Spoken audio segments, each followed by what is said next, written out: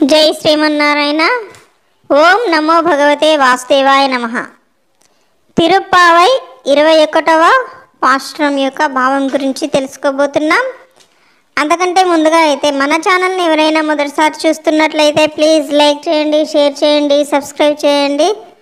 అలాగే పక్కనే ఉన్న బెల్ ఐకాన్ కూడా క్లిక్ చేసి ఆల్ అనే ఆప్షన్ ప్రెస్ చేసి ఉంచుకోండి. నేను వీడియోస్ అప్లోడ్ చేసిన వెంటనే మీకు నోటిఫికేషన్ ద్వారా వస్తాయి. ఇక వీడియోలోకి వెళ్దామా? మరి తిరుప్పావై 21వ పాశ్రం యొక్క భావము. పాలను పిదుగుటకై పొదుగల కింద ఎన్ని భాండములుంచినను అవన్నీ పొంగి పొరలి పోవునట్లు క్షీరధారలను వర్షించే గోసంపద కలిగిన శ్రీ నందగోవిని కుమారుడవైన ఓ శ్రీకృష్ణ, మేలుకొని మమ్ము కనరావయ్యా.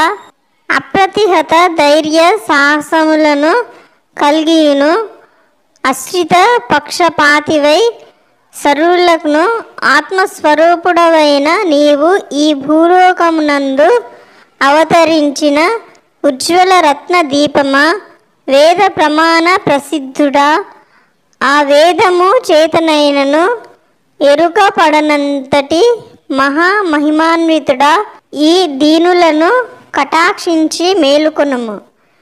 శత్రువులెల్లరూ నీ పరాక్రమమునకు తాళజాలక భయపడి నీకు ఓడిపోయి నీ వాకిట నిలిచి నన్ను శరణుజొచ్చిన రీతిని మేమందరము అనన్య ప్రయోజనులమై నీవే తప్ప ఇతఃపరం బెరుగక మని నీ పాదానుదాసులమై వచ్చితిమి. నీ దాసులమైన మేమందరమును నీ దివ్య కళ్యాణ గుణ సంకీర్తనము చేయగా వచ్చినాము. నీ దివ్య మంగళ విగ్రహమునకు దివ్య మంగళాశాసనము చేయు నిలిచినాము. స్వామి, నిన్నాశ్రయించి వచ్చిన మమ్ము కరుణించుటకు మేలుకొను స్వామి, లేచి రావయ్యా అని వేడుకుంటున్నారు. జై శ్రీమన్నారాయణ.